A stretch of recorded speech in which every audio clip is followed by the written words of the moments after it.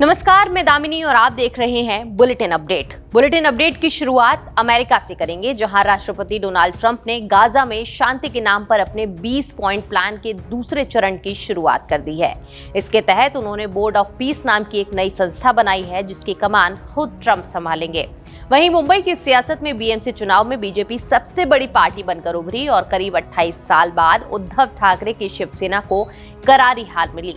लेकिन सवाल अब भी कायम है, मुंबई का अगला मेयर कौन होगा। इसी बीच झारखंड के पश्चिम सिंहभूम जिले के सारंडा जंगल में नक्सलियों के आईईडी विस्फोट में कोबरा बटालियन के 2 जवान गंभीर रूप से घायल हो गए और वहीं दक्षिणी स्पेन में 2 ट्रेनों की भीषण टक्कर में अब तक 21 लोगों की मौत और 73 से ज्यादा लोग घायल हो चुके हैं। आखिर में उत्तर प्रदेश के शामली निवासी merchant navy captain Vijay Kumar Iran में फंसे हुए हैं। तेल चोरी के आरोप में उनका जहाज रोका गया है और कई भारतीय नागरिकों को हिरासत में रखा गया है। इन सब पर बात करने से पहले एक नजर आज की हेडलाइंस पर। अमेरिकी धमकी के बाद 7 देशों के सैनिक ग्रीनलैंड पहुंचे। फ्रांस में 15, जर्मनी से 13 और ब्रिटेन ने सिर्फ 1 सैनिक भेजा। यूएई प्रेसिडेंट शेख मोहम्मद बिन जायद अल नहयान भारत पहुंचे। पीएम मोदी ने एयरपोर्ट पर रिसीव किया। शेख जायद का 10 साल में 5वां दौरा। ट्रेड और इन्वेस्टमेंट पर बड़ी डील संभव। प्रधानमंत्री मोदी को गाजा पीस बॉर्डर में शामिल होने का न्योता। ट्रंप ने पाकिस्तान और रूस को भी बुलाया। नाराज इजराइल बोला, बिना बातचीत टीम बनाई।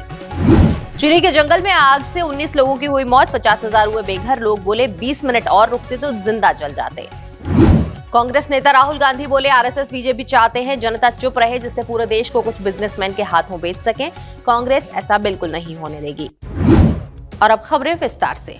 दुनिया की सियासत में एक बार फिर बड़ा दांव चला है। अमेरिकी राष्ट्रपति डोनाल्ड ट्रंप ने गाजा में शांति के नाम पर अपने 20 पॉइंट प्लान के दूसरे चरण की शुरुआत कर दी है। इसके तहत बोर्ड ऑफ पीस नाम की नई संस्था बनाई गई, जिसकी कमान खुद ट्रंप संभालेंगे। इस बोर्ड का मकसद गाजा में पुनर्निर्माण, सुरक्षा बहाली और हमास को खत्म करना बताया जा रहा है। इसी बीच ट्रंप ने नरेंद्र मोदी को इस बोर्ड में शामिल होने का न्योता दिया है, जिससे भारत की भूमिका को लेकर वैश्विक हलचल तेज हो गई है।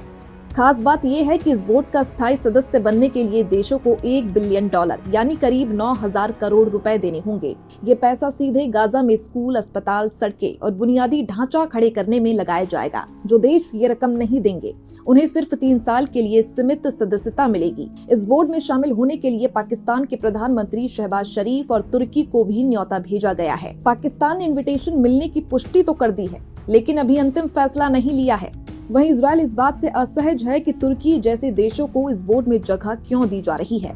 अमेरिका का तर्क है कि तुर्की की मौजूदगी जरूरी है, क्योंकि हमास से बातचीत के कुछ चैनल उसी के जरिए खुले हैं। महाराष्ट्र की सियासत में हलचल अब और तेज हो गई है और सबसे बड़ी राजनीतिक जंग मुंबई में लड़ी जा रही है।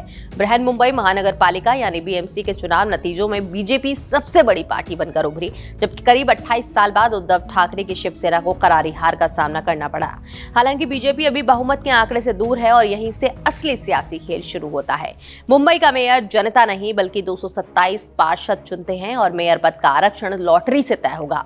इस लॉटरी की जिम्मेदारी शहरी विकास विभाग के पास है, जो फिलहाल उप मुख्यमंत्री एकनाथ शिंदे के अधीन है। अब सबकी नजर 28 जनवरी को होने वाली बैठक पर टिकी है। महाराष्ट्र की सियासत से उठी हलचल अब और तेज हो गई है और सबसे बड़ी राजनीतिक जंग मुंबई में लड़ी जा रही है। देश की सबसे अमीर नगर पालिका बृहन मुंबई महानगर पालिका यानी बीएमसी के चुनाव नतीजे सामने आते ही बीजेपी सबसे बड़ी पार्टी बनकर उभरी। लेकिन इसके साथ ही सबसे बड़ा सवाल अब भी बना हुआ है कि मुंबई का अगला मेयर कौन होगा। करीब 28 साल बाद उद्धव ठाकरे की शिवसेना को बीएमसी में करारी हार का सामना करना पड़ा है। वहीं बीजेपी को ऐतिहासिक बढ़त मिली है। हालांकि पार्टी अब भी बहुमत के आंकड़े से दूर है और यहीं से मुंबई की सत्ता को लेकर असली सियासी खेल शुरू होता है। आपको बता दें कि मुंबई का मेयर सीधे जनता नहीं चुनती, बल्कि 227 निर्वाचित पार्षद अपने वोट से मेयर और उप मेयर का चुनाव करते हैं, जिसके लिए नगर प्रशासन की ओर से नव निर्वाचित पार्षदों की एक विशेष बैठक बुलाई जाएगी। सूत्रों के मुताबिक ये बैठक 28 जनवरी को हो सकती है और इसी बैठक में मुंबई की अगली सत्ता की तस्वीर साफ हो जाएगी। लेकिन उससे पहले एक बड़ा पेंच फंसता नजर आ रहा है। वो इसलिए क्योंकि मेयर पद जनरल, महिला, ओबीसी या एससी वर्ग किसके लिए आरक्षित होगा, इसका फैसला लॉटरी सिस्टम से होता है और इस लॉटरी की चाबी इस वक्त उप मुख्यमंत्री एकनाथ शिंदे के हाथ में है, क्योंकि शहरी विकास विभाग उन्हीं के पास है। आपको बता दें कि बीएमसी की 227 सीटों में बहुमत के लिए 114 सीट चाहिए। बीजेपी के पास 89 सीटें हैं, वहीं शिंदे गुट के पास 29 सीटें हैं, यानी बहुमत पार करते हुए दोनों की सीटें मिलाकर 118 होती हैं। यही वजह है कि इस वक्त एकनाथ शिंदे किंग मेकर की भूमिका में बने हुए हैं।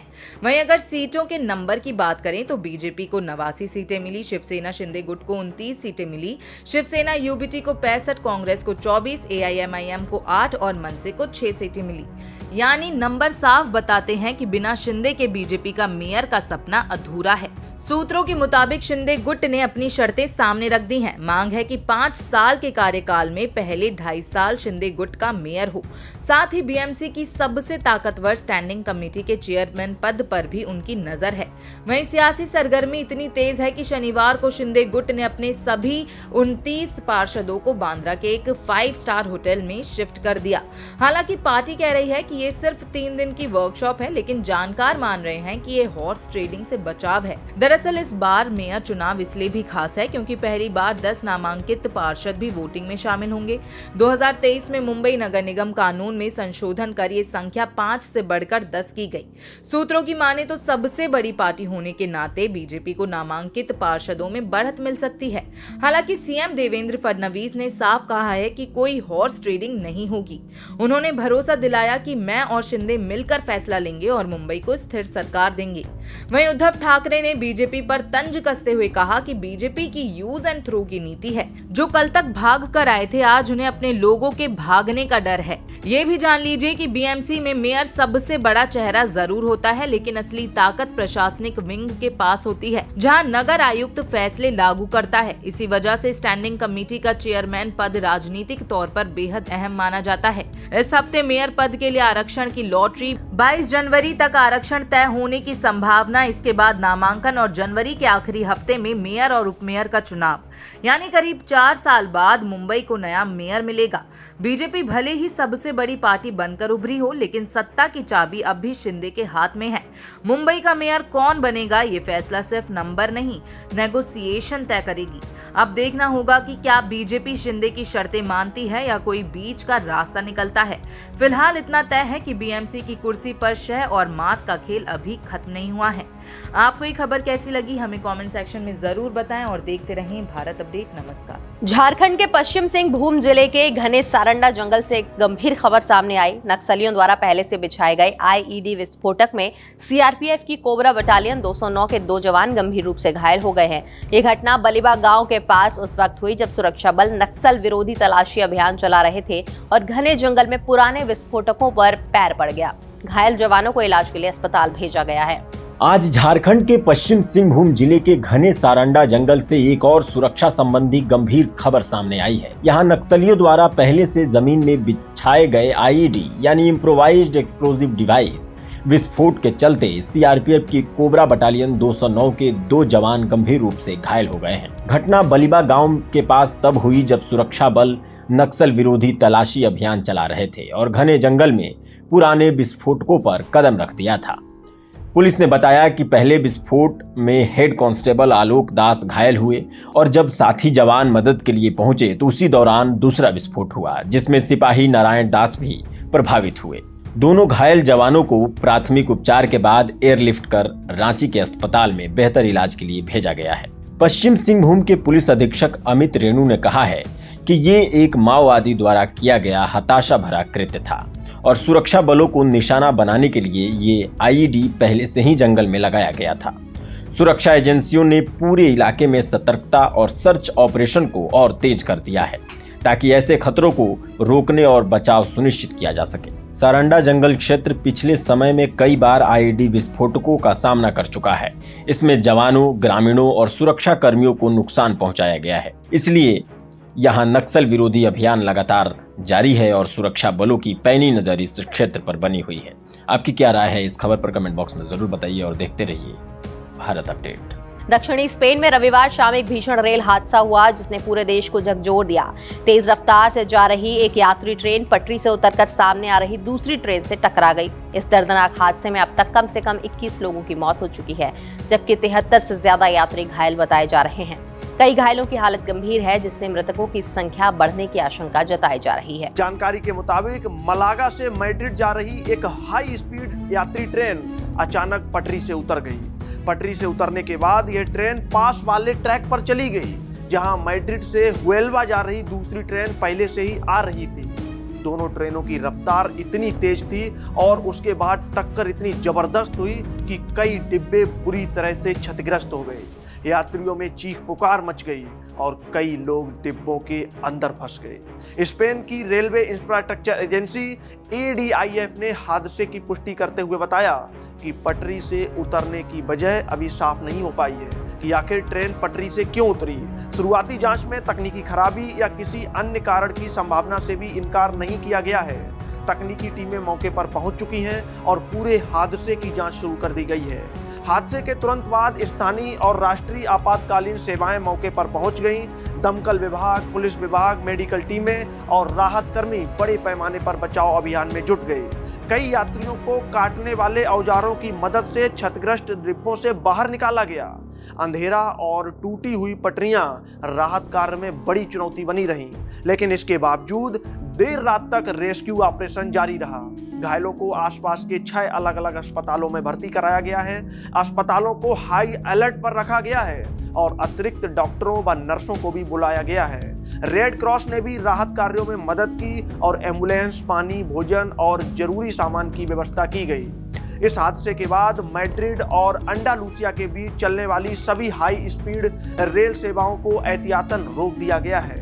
हालांकि मैड्रिड, टोलेडो, सिउदाद रियल और पुएर्तोलोनो के बीच कुछ रेल सेवाएं सामान्य रूप से चल रही हैं। रेलवे स्टेशनों पर यात्रियों की भारी भीड़ देखी गई, जिन्हें वैकल्पिक यात्रा व्यवस्था के लिए परेशानी का सामना करना पड़ा। वहीं ईरान से आई एक खबर ने मर्चेंट नेवी से जुड़े परिवारों की चिंता बढ़ा दी है। उत्तर प्रदेश के शामली जिले के गांव बेंसवाल निवासी कैप्टन विजय कुमार इस वक्त ईरान में फंसे हुए हैं। 4 महीनों की ड्यूटी पर निकले विजय कुमार अमेरिका से तेल लेकर भारत लौट रहे थे, तभी ईरान के समुद्री इलाके में उनका जहाज रोक लिया गया। तेल चोरी के आरोप में पूरे जहाज और क्रू को हिरासत में लिया गया है। जहाज में कई भारतीय नागरिक भी सवार हैं, जिन्हें वहीं रोक के रखा गया है। परिवार को जैसे ही इस खबर की जानकारी हुई, मानो सब कुछ टूट गया। बुजुर्ग माता पिता का रो रो कर बुरा हाल है। माँ हर पल बेटे की सलामती की दुआ मांग रही है, तो पिता की आंखों में चिंता और मजबूरी साफ झलक रही है। पिता ने बताया कि गुरुवार की रात करीब 8:30 बजे आखिरी बार बेटे से बात हुई थी। बेटे ने कहा था कि चिंता मत करना, जल्द लौटूंगा, लेकिन उसके बाद से कोई संपर्क नहीं हो पाया। परिवार ने विदेश मंत्रालय से भी संपर्क किया है और भरोसा दिलाया गया है कि भारतीय दूतावास लगातार कोशिश कर रहा है। इसी जहाज में उत्तर प्रदेश के गाजियाबाद जिले के साहिबाबाद इलाके में रहने वाले merchant navy engineer Ketan Mehta भी फंसे हुए हैं। परिजनों के मुताबिक जिस जहाज पर केतन ड्यूटी कर रहे थे, उसे ईरान की रिवोल्यूशनरी गार्ड ने रोका और बाद में सभी क्रू मेंबर्स को हिरासत में ले लिया गया। 31 दिसंबर के बाद से केतन का अपने परिवार से कोई संपर्क नहीं हो पाया है। माता पिता बेहद डरे हुए हैं और भारत सरकार से हाथ जोड़कर अपील कर रही हैं कि उनके बेटे को सुरक्षित वापस लाया जाए। और आज के बुलेटिन अपडेट में सिर्फ इतना ही। बाकी तमाम खबरों के लिए आप देखते रहिए भारत अपडेट।